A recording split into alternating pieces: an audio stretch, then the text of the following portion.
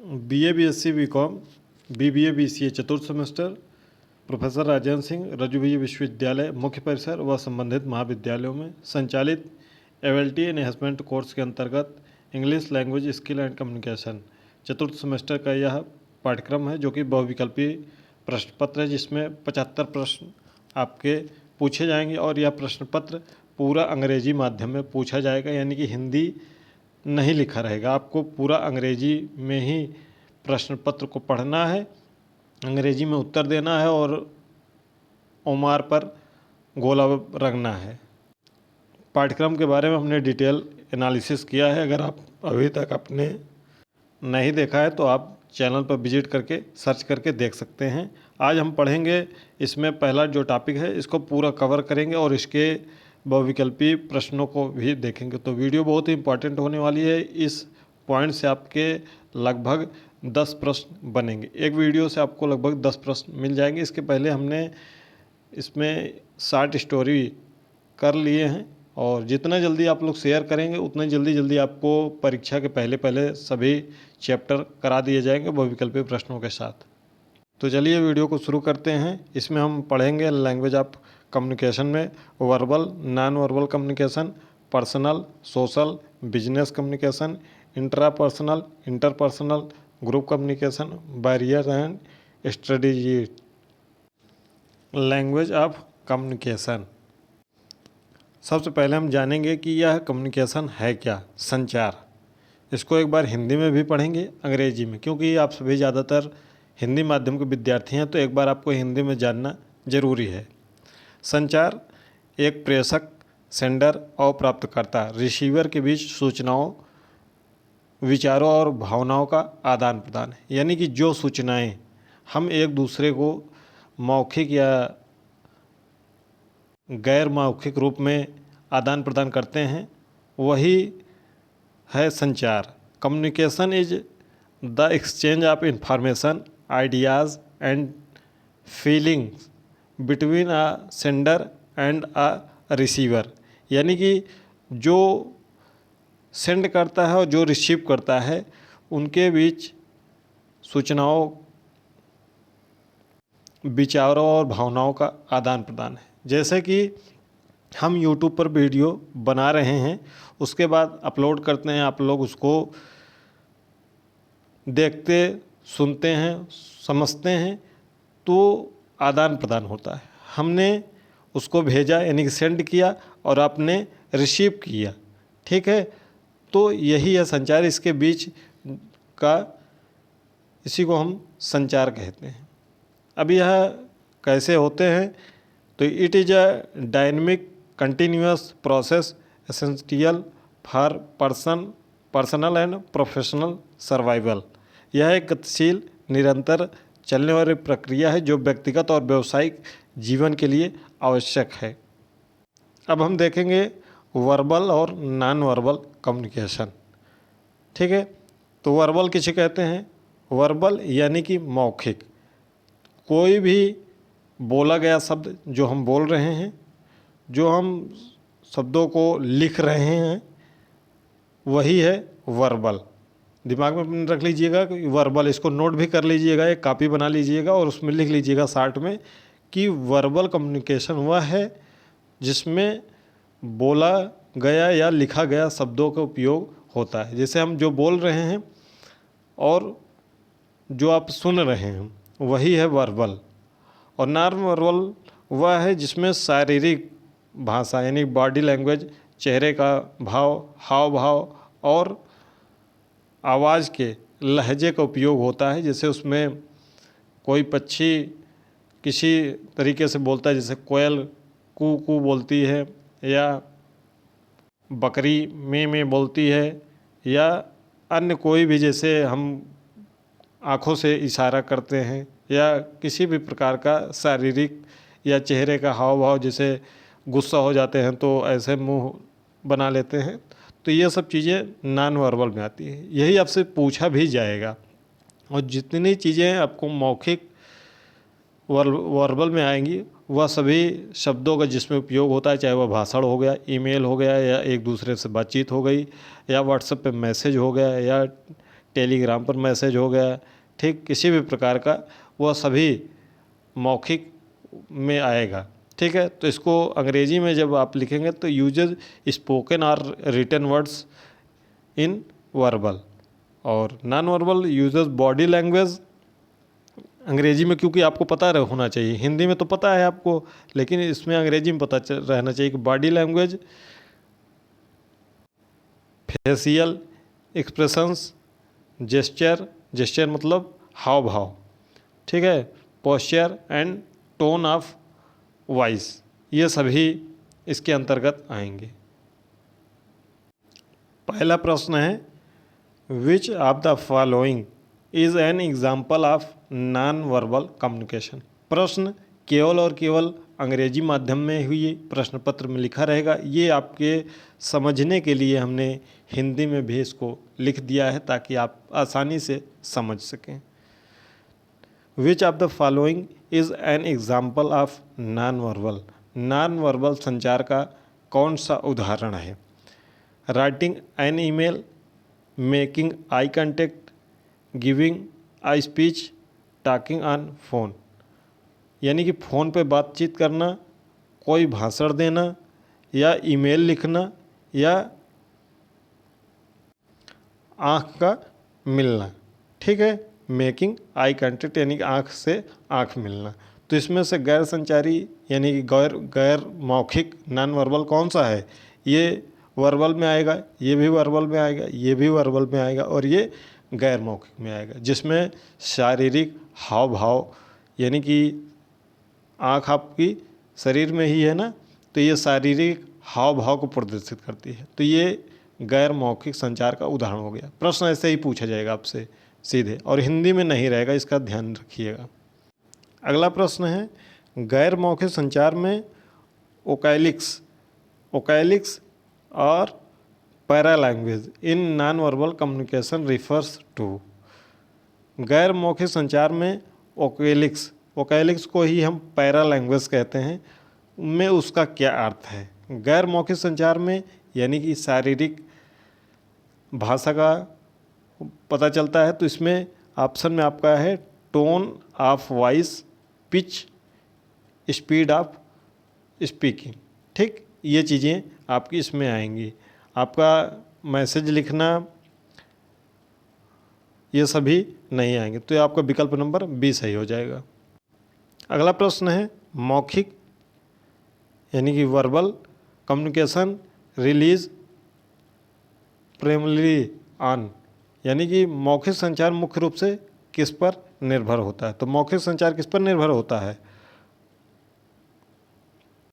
Words and language code, भाषाओं के code पर निर्भर होता है। चेहरे के हाव भाव से तो नॉन वर्बल हो जाएगा। ठीक है, बॉडी पोस्चर यानी कि शारीरिक भाव, वह भी नॉन वर्बल हो जाएगा। तो ये सभी नॉन वर्बल हो जाएंगे। अब हम कम्युनिकेशन का अगला पार्ट पढ़ेंगे, वर्बल और नॉन वर्बल। गलती से बोल दिया गया है, पर्सनल और सोशल पढ़ेंगे। ठीक है, व्यक्तिगत और सामाजिक, यह संचार क्या होता है इसको ध्यान से समझिएगा। Personal communication, informal conversation with family and close friends to share emotions and build relationships, यानी कि भावनाओं को साझा करने और संबंध बनाने के लिए परिवार और करीबी दोस्तों के बीच अनौपचारिक जो बातचीत होती है वह पर्सनल कम्युनिकेशन के अंतर्गत आती है। ठीक, जो भी परिवार के लोग हैं, जो भी दोस्त हैं, भाई बहन हैं, माता पिता हैं, परिवार के अंतर्गत जितने भी लोग आते हैं, ये सभी पर्सनल कम्युनिकेशन के अंतर्गत आएंगे। सोशल कम्युनिकेशन क्या है, interacting within community groups और social network to maintain social bonds, सामाजिक बंधनों को बनाए रखने के लिए किसी समुदाय, समूहों या सामाजिक नेटवर्क के बीच जो बातचीत होती है वह सोशल कम्युनिकेशन है। यानी कि आप अपने समाज में, अपने गांव में, अपने देश में, अपने आस पड़ोस में जो संबंध बनाए रखते हैं वो चीज़ें क्या हैं, सोशल कम्युनिकेशन है। बहुत सिंपल सा आसान है, थोड़ा सा समझने की आवश्यकता है। अगला है बिजनेस कम्युनिकेशन, व्यावसायिक संचार। तो व्यावसायिक संचार में used in professional settings to achieve organisational goal. संगठनात्मक लक्ष्यों को प्राप्त करने के लिए व्यावसायिक वातावरण में इसका उपयोग किया जाता है।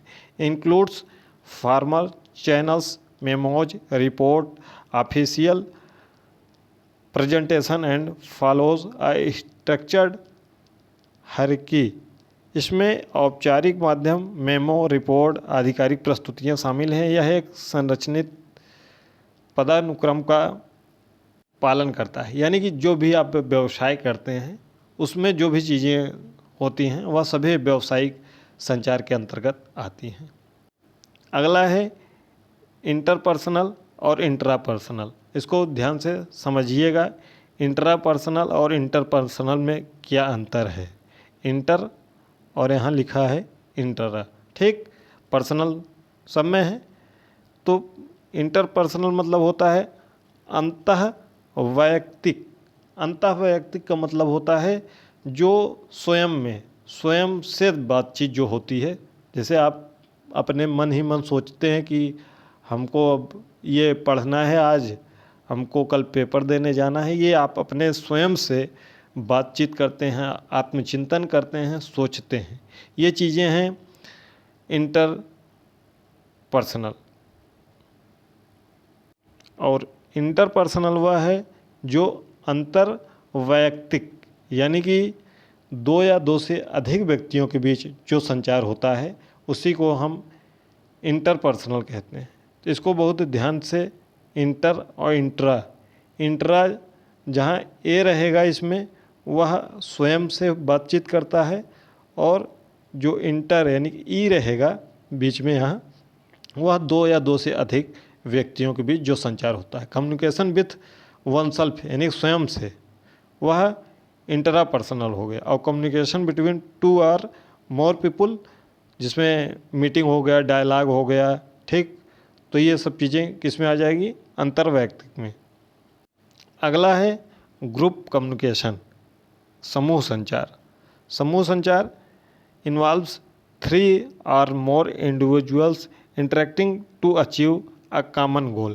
किसी सामान्य जो लक्ष्य है उसको प्राप्त करने के लिए 3 या 3 से अधिक व्यक्तियों के बीच जब बातचीत होती है तो उसी को हम कहते हैं कि यह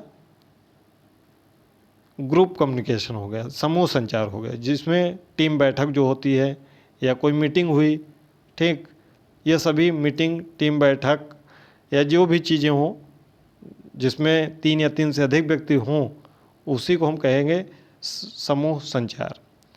requires understanding group dynamic and leadership roles. इसके लिए समूह की गतिशीलता, ग्रुप डायनमिक और नेतृत्व भूमिका को समझना आवश्यक है। अगला है बैरियर्स ऑफ कम्युनिकेशन। संचार की कुछ बाधाएं हैं। संचार की जो बाधाएं हैं वह है फिजिकल रूप से, यानी कि भौतिक रूप से। जैसे संचार करने में अगर आप बहुत दूर से बोल रहे हैं किसी से तो दिक्कतों का सामना आपको करना पड़ सकता है, ये समस्याएं हैं। अगर शोर शराबा है, एक दूसरे से बात कर रहे हैं तो आपकी बातचीत नहीं हो पाती है, तो वो समस्या है। पर्यावरणीय व्यवधान हो सकता है कोई, ठीक है, इन्वायरमेंटल डिस्ट्रक्शन हो सकता है। और मनोवैज्ञानिक जो साइकोलॉजिकल है वह स्ट्रेस है, तनाव अगर आपके अंदर है, भावनात्मक स्थिति है, इमोशनल स्टेट है, भावनात्मक स्थिति है, या आप किसी पूर्वाग्रह से ग्रसित हैं, प्रोजुडिस से, तो ये समस्या आती है। लैंग्वेज सिंथेटिक यानी कि भाषाई अर्थगत। अगर आप किसी दूसरे जगह चले गए, यानी कि दूसरे प्रदेश में चले गए, वहाँ भाषा में विभिन्नता है तो भी आपको समस्या का सामना करना पड़ता है। तो ये सब चीज़ें यहाँ पर अंग्रेजी में लिखी हुई हैं। जार्गन, स्लैग, ठीक है, जार्गन, स्लैग, वोकैबुलरी डिफरेंस यानी शब्दावली में अंतर, ठीक, ये सभी भाषाई अर्थगत हैं जो कि आपको सेमेटिक भाषाई बाधाओं का सामना करना पड़ता है। और एक कल्चरल है जो कि सांस्कृतिक है, different culture, norms, values and body language interpretation. विभिन्न सांस्कृतिक मानदंड, मूल्य और शारीरिक भाषा की अलग व्याख्या। अगला पॉइंट है प्रभावी संचार की रणनीतियाँ। तो प्रभावी संचार तभी हो सकता है जब आपका सुनने की जो शक्ति है, सक्रिय श्रवण, वह बहुत अच्छी तरीके से होना चाहिए। साथ ही साथ आप पूरी तरह ध्यान केंद्रित रहें। Focus completely, understand, respond and remember. उसको समझें, ध्यान केंद्रित करें, यह सब चीज़ें होनी चाहिए अगर आप प्रभावी संचार करना चाहते हैं तो। Use the 7 C's। एक 7 C है, आपसे पूछा जा सकता है कि 7 C क्या क्या हैं, तो है इसमें clarity, कॉन्सिनेंस, कंक्रिएटनेस, correctness,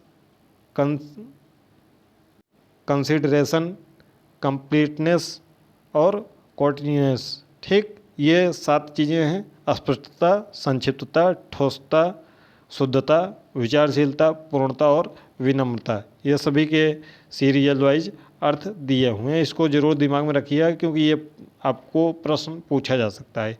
speak and provide constructive feedback, जो रचनात्मक प्रक्रिया है उसका आदान प्रदान होना चाहिए दोनों तरफ से। अब हम फिर बहुविकल्पी प्रश्नों पे आते हैं। कुछ जो पढ़े हैं उसको बहुविकल्पी रूप में देख लेते हैं। व्यक्तिगत यानी personal communication is typically characterised by. जो व्यक्तिगत संचार होता है वह आमतौर पर क्या होता है? वह होता है informal, emotional and close relationship. ठीक है, या भावनात्मक सहजता के साथ होता है, जो कि व्यक्तिगत संचार होता है, जो कि पर्सनल होता है। अगला प्रश्न है social communication helps an individual to. सामाजिक संरचना जो होती है, संचार होता है, वह किसी व्यक्ति को किस प्रकार मदद करता है? वह build relationship and the integrated into a community. सामाजिक संचार जो होता है वह सामाजिक संबंधों को बनाए रखता है। तो ये ऑप्शन आपका सही हो जाएगा बी। इसको थोड़ा सा आपको समझने की केवल आवश्यकता है। अगर हम चारों ऑप्शन को डिटेल में डिस्कशन करेंगे तो वीडियो बहुत लंबी हो जाएगी। अगला प्रश्न है किस प्रकार का संचार एक अधीनस्थ से एक प्रबंधक मैनेजर की ओर बहता है? Which type of communication flows from a subordinate to a manager?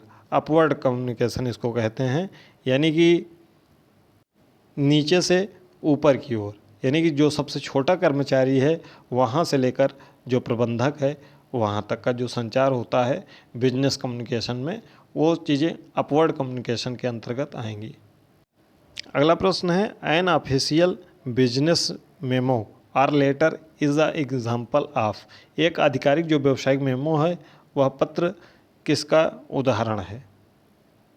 ये आएगा फॉर्मल कम्युनिकेशन के अंतर्गत, यानी कि जो बिजनेस कम्युनिकेशन है उसी के अंतर्गत। अगला प्रश्न है the term grapevine is in business communication refers to informal unofficial network of rumours and gossip. अगला प्रश्न है इंट्रा पर्सनल कम्युनिकेशन ऑकर्स, यानी इंट्रा जो पर्सनल होता है वह अंतर्व्यक्तिक या अंतराव्यक्तिक जिसको कहते हैं वह कहाँ घटित होता है? तो आपको बताया ही है कि जो स्वयं से बातचीत होती है वही है इंट्रा पर्सनल। तो with in an individual own mind, जो स्वयं के दिलो दिमाग में होता है वही चीज़ें हैं इंट्रा पर्सनल कम्युनिकेशन। अगला है इंटरपर्सनल संचार के लिए कड़ाई से कम कितने लोगों की आवश्यकता होती है? Interpersonal communication strictly requires at least. अंतर्व्यक्तिक जिसको हमने अभी बताया है कि अंतर्व्यक्तित्व कम से कम 2 या 2 से अधिक, 2 पीपुल आर मोर देन 2 होना चाहिए। ठीक, और जो इंट्रापर्सनल होता है, अंतर्व्यक्तित्व होता है, वह स्वयं से होता है। ठीक है, सेल्फ होता है, अकेले होता है, एक लोगों के बीच में। अब यहाँ से देखिए बहुत बढ़िया प्रश्न आया है दैनिक व्यक्तिगत डायरी लिखना किसका उदाहरण है? Writing a daily personal diary entry is an example of. अगर डायरी आप लिख रहे हैं तो आप अपने बारे में लिख रहे हैं, स्वयं केंद्रित हैं। ठीक है, तो ये किसका उदाहरण है? इंट्रा पर्सनल, या किसी से आप कम्युनिकेशन नहीं कर रहे हैं, इसमें डायरी लिख रहे हैं, तो ये इंट्रापर्सनल का उदाहरण है। अगला प्रश्न है, what is the key characteristics of group communication. जो समूह संचार है उसकी विशेषता क्या है? तो members share a common goal or identity, यानी कि जो भी समूह अगर है, जैसे क्रिकेट की टीम है, उसकी विशेषता क्या है? उसका लक्ष्य एक ही है कि हमको इस मैच को जीतना है। कोई भी बैठक होती है, जैसे विश्वविद्यालय बैठक होती है, परीक्षा